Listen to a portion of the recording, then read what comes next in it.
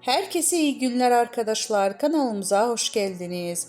Uzak şehrin ailesi Sinem Ünsal ve sevgilisi Berk Cankat Tokyo'da aşka geldi. Kanal D'nin sevilen dizisi Uzak Şehir'den Ozan Akbaba ile başrollerini paylaşan ünlü oyuncu Sinem Ünsal uzun süredir meslektaşı Berk Cankat'la aşk yaşıyor.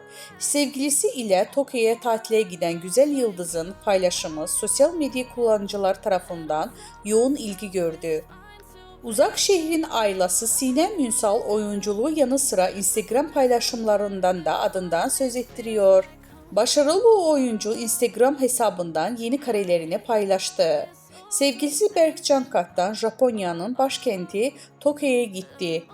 Burada geçirdiği keyifli anları takipçilerinin beğenisine sunan güzel yıldız sosyal medyanın gündeminde oldu. Güzel oyuncunun paylaştığı fotoğraflar sosyal medyada gündem oldu.